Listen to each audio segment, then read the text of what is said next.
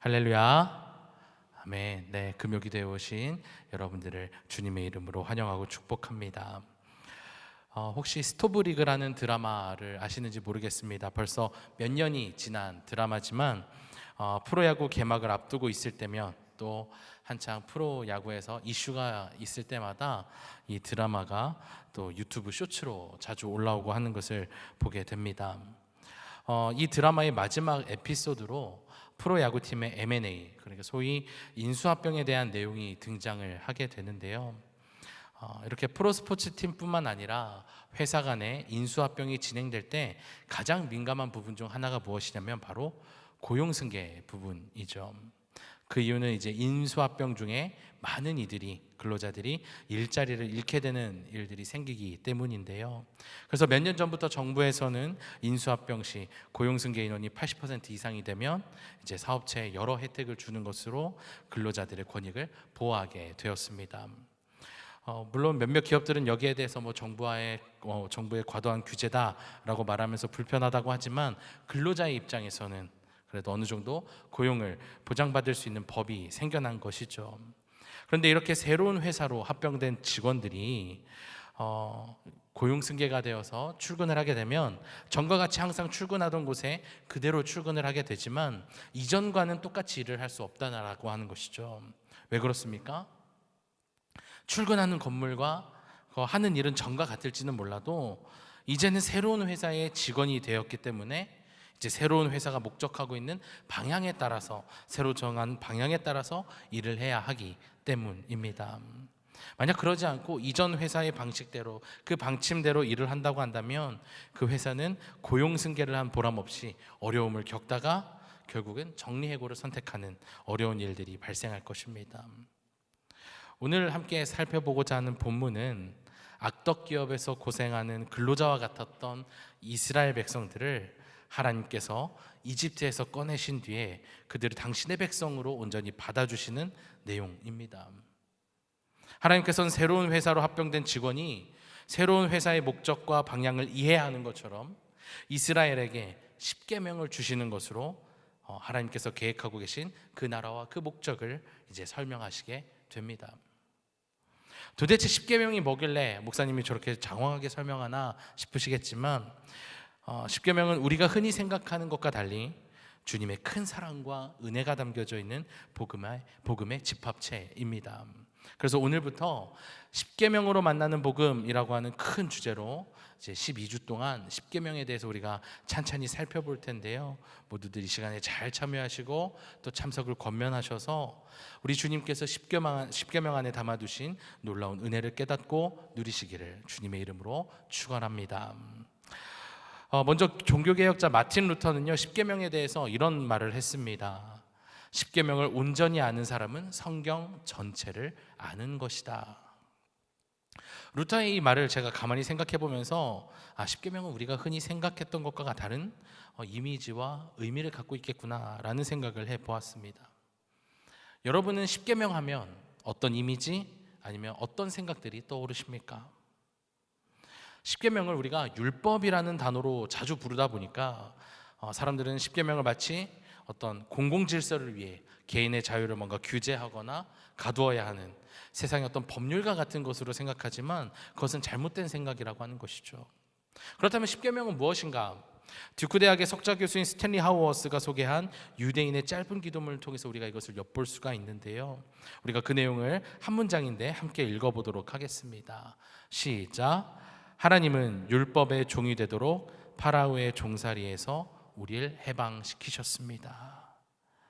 하나님께서 이스라엘을 해방시키셨던 이유는요, 구원하셨던 이유는 하나님의 종이 아니었던 그들을 당신의 종으로 삼으셔서 그동안 살아왔던 잘못된 삶에서 벗어나게 하기 위해서였다라고 하는 거죠.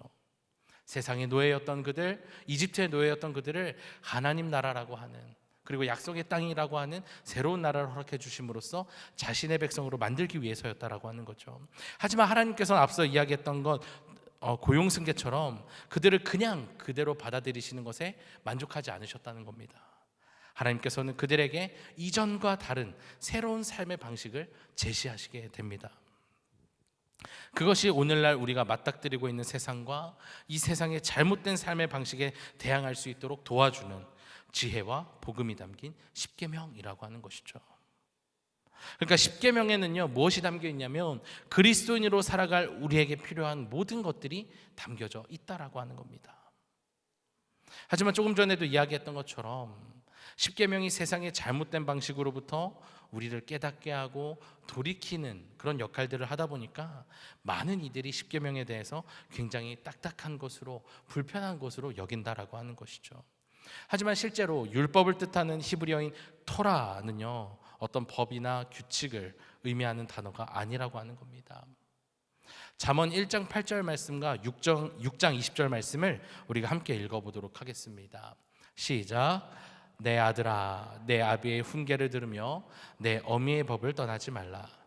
내 아들아, 내 아비의 명령을 지키며 내 어미의 법을 떠나지 말고. 자, 잠언 1장 8절 말씀이랑 6장 20절 말씀이 굉장히 유사합니다. 이 두 말씀에서 알 수 있는 것은 무엇이냐면요, 율법이라고 하는 것이 그냥 우리 선생님께서 알려준 어떤 도덕적인 내용, 아니면 재판관이 정한 법률, 이런 것이 아니라 우리의 아버지가 되시는 하나님께서 자녀된 우리를 바른 길로 인도하기 위한 사랑의 말씀이라고 하는 겁니다. 부모의 가르침과 같은 것이라고 하는 거죠. 그리고 여기서 한 가지 궁금증이 생깁니다. 어째서 하나님은 당시 이스라엘 백성들을 이집트에서 꺼내주시는데 광야를 지나 약속의 땅인 가나안으로 보내시고 왜 하필 십계명을 주시는 사랑을 베풀었을까? 하나님께서 노예 제도를 반대하셨기 때문에? 그렇지 않습니다. 하나님께서 그들을 구원하시고 십계명을 주신 것은요, 이사야서에서 이야기하고 있는 이 백성은 나를 위하여 지었나니 나를 찬송하게 하려 함이니라 라고 말씀하신 것처럼 이 이스라엘 백성들의 온전한 예배를 받기 위해서 그들을 구원하시고 이집트에서 꺼내셨다라고 하는 거죠. 그래서 모세와 아론이 파라오에게 이스라엘을 보내주기를 요청하면서 이렇게 이야기했습니다. 출애굽기 5장 3절 말씀을 제가 읽어드릴게요. 그들이 이르되 히브리인의 하나님이 우리에게 나타나셨은즉 우리가 광야로 사흘 길쯤 가서 우리 하나님 여호와께 제사를 드리려 하오니 가도록 허락하소서. 여호와께서 전염병이나 칼로 우리를 치실까 두려워하나이다. 아멘. 모세와 아론이 말하고 있는 이집트에서 떠나게 해달라고 하는 이유가 무엇입니까? 하나님께 제사, 예배하는 것을 이유로 이집트에서 떠나게 해달라고 이야기하고 있는 거예요. 아시다시피 파라오는 그들의 요구를 듣지 않았지만 이 10가지 재앙을 비롯한 일련의 일들을 통해서 결국 파라오는 이스라엘을 이집트에서 떠나가게 하죠. 그렇게 모세와 아론을 중심으로 이스라엘은 하나님을 예배하기 위해서 이집트에서 떠났지만 사실 그들은 어떻게 하나님을 예배해야 하는지 몰랐습니다. 예배가 뭐가 그렇게 어렵다고 예배하는 법을 몰랐을까 싶은데요, 여기서 제가 이야기하고자 하는 예배는요, 제사 개념의 예배, 지금 우리가 드리고 있는 어떤 형식 안에서의 예배를 말하는 것이 아닙니다. 우리 말씀 하나를 또 함께 읽어보도록 하겠습니다. 사무엘상 15장 22절 말씀입니다. 함께 읽겠습니다. 시작.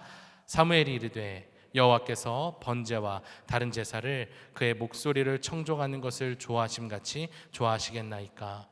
순종이 제사보다 낫고 듣는 것이 순양의 기름보다 나으니. 아멘. 그들이 몰랐던 예배, 제사는요, 동물을 죽여서 피를 흘리고 불로 태워 향기를 올려드린 어떤 번제, 그런 개념의 제사, 예배가 아니라 순종이었다라고 하는 겁니다. 오늘 이 시간 이후 우리가 살아갈 세상에서 삶으로 드리는 예배를 말하는 것입니다. 하지만 이것을 알지 못했던 이스라엘 백성들은 계속해서 그 광야에서 어떻게 합니까? 하나님을 의심하고 우상을 섬기게 되는 죄를 반복하게 되죠. 그렇게 이집트를 떠난 지 3개월이 되었을 때 하나님께서는 그들이 어떻게 예배해야 되는지를 알려주십니다. 앞으로 하나하나 우리가 찬찬히 살펴보겠지만 하나님께서 알려주신 예배하는 방법은요, 하나님 외에 다른 신을 섬기지 않는 것, 도둑질하지 않는 것, 안식일을 기억하고 거룩하게 지키는 것 등을 하나하나 기록한 십계명이었습니다. 그리고 또 한 가지 궁금증이 생기는데요, 그렇다면 어째서 하나님께서는 십계명을 주시는 건 좋은데 왜 이집트에서 나오자마자 주시지 않았을까? 여기에 대해서 혹시 궁금해 보신 적은 없으신가요? 일찍 주셨으면 좋지 않았을까? 저는 좀 그렇게 생각했거든요. 만약 이집트에서 떠나자마자 주셨다면 이 이스라엘 백성들이 하나님께 불평불만도 하지 않고 그 십계명을 잘 지키면서 금송아지를 만드는 죄도 짓지 않았을 것 같은데 말이죠. 여기에 대해서 한 랍비가 하나의 이야기로 설명해 주게 됩니다. 제가 잠시 그 이야기를 전해드릴 텐데요. 어떤 한 사람이 한 도시에 와서 이제부터는 제가 여러분들을 다스리겠습니다 라고 이야기를 하더라는 거죠. 그거 시민들은 누군지도 모르는 사람이 다짜고짜 우리를 다스리겠다라고 하니까 당황해서, 아니 당신이 누군데 우리를 다스립니까? 당신이 누구고 우리를 위해서 무엇을 했는지, 이 도시를 위해서 무엇을 했는지 한번 이야기나 해보시오. 그러자 그가 자신에 대해서 설명을 하나하나 하는데, 듣고 보니까 이 사람은 도시를 위해서 성벽을 열심히 쌓았고 수로도 만들었고 전쟁이 있을 때마다 항상 전투에 앞장섰던 인물이었던 거죠. 이렇게 모든 것을 설명한 그가 다시 내가 다시 이 도시를 꼭 다스리겠습니다 라고 이야기하니까 사람들은 기쁜 마음으로 그렇게 하십시오 라고 대답했다라고 하는 겁니다. 이 랍비가 무슨 이야기를 하려고 했던 거냐면요, 하나님께서는 이스라엘에게 당신이 누구이신지를 밝히기 위해서 십계명을 다짜고짜 던져준 것이 아니라 이스라엘로 하여금 하나님이 당신이 어떤 분이신지를 깨닫는 시간, 관계를 맺는 시간을 필요로 했다라고 하는 겁니다. 그 시간을 갖기 위해서 십계명을 먼저 주신 것이 아니라 광야를 걷던 이스라엘에게 물을 주시고 만나와 메추라기를 주셨을 뿐만 아니라 홍해를 가르시면서 당신이 누구이신지를 알게 하셨다라고 하는 겁니다. 충분한 관계의 시간을 맺고자 하셨다라고 하는 거예요. 그리고 난 뒤에 오늘의 본문의 기록처럼 하나님께서 말씀하시는 거예요. 나는 너를 애굽 땅 종되었던 집에서 인도하여 낸 내 하나님 여호와니라. 오늘 말씀의 제목이기도 한 내 하나님 여호와다. 이 말씀은 당시 이스라엘 백성들과 오늘 모인 우리에게 큰 의미가 되는데요. 앞서 이야기했던 것처럼 이 말씀은 하나님께서 자신의 이름인 여호와를 소개하는 것과 함께 당신의 정체성을 밝히시는 부분입니다. 출애굽기 3장 14절에 등장하는 나는 스스로 있는 자니라 라고 모세에게 하셨던 그 말씀에 근거한 표현이기도 합니다. 하나님께서 이 말씀을 하실 때 모세에게 어떤 모습으로 나타나셨는지 기억하십니까? 하나님께서는 당시 불에 타고 있는 떨기나무의 모습으로 임하셨습니다. 하나님께서 모세에게 그렇게 나타나신 것은요, 하나님께서 여러 신 가운데 하나가 아니라 유일한 존재임을, 유일무이한 존재임을 보여주시기 위해 그런 모습으로 나타나신 것이었습니다. 이렇게 하나님께서는 모세에게 그랬던 것처럼 이제 이스라엘 백성들에게 스스로를 소개하시면서 이스라엘을 자기의 백성으로 삼으셨던 것입니다. 이 과정이요, 복잡한데 우리에게는 엄청난 은혜가 됩니다. 왜냐하면 창조주와 피조물이라고 하는 엄청난 이 간극을 하나님께서는 그대로 내버려 두시지 않았기 때문입니다. 제가 만약 어떤 신적 존재가 되어서, 하나님과 같은 존재가 되어서 어떤 피조물을 만들었다라고 했을 때 이 피조물에게 저는 그다지 막 큰 시간이나 어떤 복잡한 과정들을 허락해 주지 않을 것 같거든요. 내 마음대로 막 하고 싶을 것 같아요. 그래서 제가 인간이기도 하겠지만, 하나님께서는요, 우리와의 관계를 비인격적인 관계로 맺지 않으시고 인격적인 관계를 맺으려고 하셨다라고 하는 겁니다. 마틴 부버의 책 나와 너라고 하는 책을 보면요, 관계에 대해서 설명을 하고 있는데 관계를 인격적인 관계와 비인격적인 관계 두 가지로 나눠서 설명을 합니다. 그 중에서 인격적인 관계에 대해서 이렇게 설명을 하는데요, 사람은 나와 너의 관계를 맺음으로써 너와 더불어 현실에 참여한다. 나는 너와 더불어 현실을 나눠 가짐으로 말미암아 현존적 존재가 된다. 자, 이 책에서 설명하고 있는 마틴 부버가 인간은 홀로 존재하는 것이 아니라 관계 안에서 의미를 찾는다라고 강조하고 있습니다. 그 이유는 너가 없으면 나라는 존재 자체가 성립이 되지 않기 때문이에요. 그래서 반대로 내가 없으면, 나가 없으면 너라는 개념 자체도 성립이 되지 않는다라고 하는 거죠. 나 자신을, 자아를 인식하지 못하면 타인에 대해서도 당연히 인식하지 못한다라고 하는 겁니다. 그러니까 즉 인격적인 관계는 무엇이냐? 방금 본 것처럼 더불어 사는 것, 서로 얽혀 있는 것으로 만들어져 간다는 거예요. 굉장히 복잡한 과정이 필요합니다. 서로를 알아가는 과정, 또 익혀가는 시간들, 복잡한 과정이 필요합니다. 우리와 하나님과의 관계도 그렇습니다. 처음부터 끝까지 나와 너의 인격적인 관계로 이어져 있다는 거예요. 일방적인 관계가 아니라고 하는 겁니다. 그런데 많은 이들이 이와 반대인 비인격적인 관계, 나와 그것의 관계처럼 하나님과의 관계를 인식하고 있다라고 하는 거죠. 이게 얼마나 안타깝습니까? 이렇게 하나님과 비인격적으로 관계한 이들을요, 성경에서 우리가 찾아볼 수 있는데 바로 바리새인들입니다. 그들은 사랑 없이 율법을 행했습니다. 그러면서 자신들은 하나님을 잘 섬긴다라고 생각했고, 그런 착각은 자신들마저도 비인간화시키는 데 이르게 됩니다. 그래서 어떤 일이 일어나게 됩니까? 여리고로 가던 사람이 강도를 만나 두들겨 맞은 채 길에 쓰러져 있을 때 어떤 핑계를 대면서 도망갑니까? 피해에 대해 부정하게 여기고 피해를 함부로 만져서는 안 된다는 율법을 핑계로 꺼져가는 생명을 버리고 지나가는 일이 많았다라는 거예요. 그 일이 얼마나 많았으면 예수님께서 비유로 드셨겠어요. 비록 여러 비유 중 하나이지만 그만큼 당시 바리새인들을 비롯한 종교 지도자들은 모든 이웃과의 관계에서 나와 너가 아니라 나와 그것으로 관계를 맺고 있었고, 하나님과의 관계에서도 그랬다는 겁니다. 하지만 주님은 다르셨다는 거예요. 주님은 오늘 이곳에 모인 우리와 강력하게 나와 너의 관계를 맺고 싶으셨고, 우리는 이것을 예수님께서 이 땅에 오신 성육신 사건으로, 또 십자가의 사건을 통해서 더욱 그런 주님의 마음을 분명하게 알 수가 있습니다. 이렇게 우리는 하나님과 서로 살아가고 섬기는 관계, 서로에게 귀를 기울이고 반응하는 관계, 서로 요청하고 주고받고 나누는 관계가 된 것입니다. 그렇다면 오늘의 말씀을 들은 우리는 앞으로 차차 배우게 될 십계명, 하나님을 온전히 예배할 수 있게 하는 그 계명들을 가지고 우리는 어떻게 살아가야 하는가?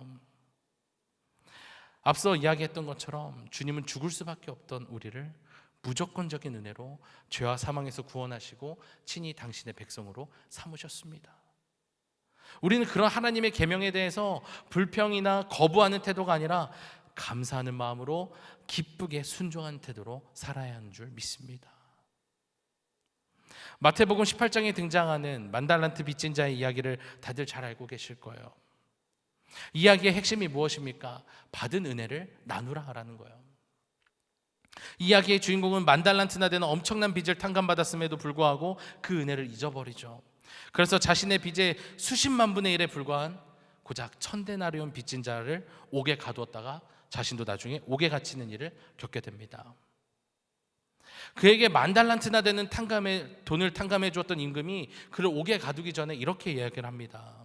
마태복음 18장 33절이에요. 내가 너를 불쌍히 여김과 같이 너도 내 동료를 불쌍히 여김이 마땅하지 아니하냐 하고, 임금은 그에게 네가 받은 은혜가 있다면 그 은혜를 잊지 말고 똑같이 베풀었어야 하는 것이 아니냐라고 묻고 있는 겁니다.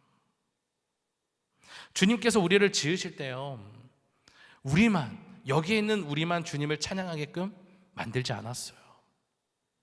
우리를 통해서 다른 사람들도, 아직 주님을 알지 못한 이들도 주님의 살아계심을 깨닫게 하고 찬양하게 하기 위해서 우리를 만드셨다라고 하는 거예요. 그래서 우리는 더더욱 받은 은혜를 잊어서는 안 되는 겁니다. 그 은혜가 없이 우리가 어떻게 복음을 전할 수가 있겠어요?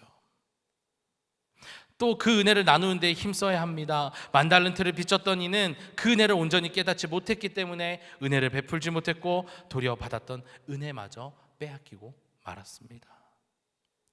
하나님은 이스라엘 백성들과 오늘 이곳에 모인 우리로 하여금 이러한 잘못을 반복하지 않게 하시려고 나는 너를 애굽 땅 종되었던 집에서 인도하여 낸 내 하나님 여호와다라고 자신을 소개하시면서 십계명을 주신 것입니다. 이렇게 우리에게 주어진 십계명은 결코 귀찮고 불편하고 딱딱한 것이 아닙니다. 주님께서 베풀어 주신 사랑과 은혜를 온전히 깨닫게 하는 놀라운 복음을 담고 있는 아버지의 말씀입니다. 그래서 오늘 이곳에 모인 우리 모두 이사야 43장 1절 말씀에 기록된 우리를 향한 하나님의 그 마음을 잊지 않았으면 좋겠는데요. 우리 이사야 43장 1절 말씀을 우리 함께 마지막으로 읽어보도록 하겠습니다. 시작. 야곱아, 너를 창조하신 여호와께서 지금 말씀하시느니라. 이스라엘아, 너를 지으신 이가 말씀하시느니라. 너는 두려워하지 말라. 내가 너를 구속하였고 내가 너를 지명하여 불렀나니 너는 내 것이라. 아멘. 십계명을 비롯한 또 성경에 기록된 모든 말씀을 우리가 온전히 살아낸다라고 하는 것이 분명 쉬운 일은 아닙니다. 그렇게 세상은 우리로 하여금 그 믿음의 삶을 살아나가는데 주저하게 만들어요. 하지만 우리가 이것이 얼마나 어려운 일인지를 생각하기 전에 하나님께서 우리에게 베풀어 주셨던 그 크신 사랑, 너는 내 것이다 라고 말씀하신 그 마음을 잊지 말고 기억하셨으면 좋겠습니다. 그렇게 이번 한 주 오늘 함께 나눈 이 말씀을 마음 깊이 새기셔서 십계명에 대한 올바른 이해와 함께 이전과 다른 삶을 사는 것으로 세상으로부터 하나님의 자녀로 고용 승계된 삶, 부름받은 삶, 하나님의 말씀 앞에서 감사함으로 순종하는 새 삶을 살아가기를 주님의 이름으로 간절히 축원합니다.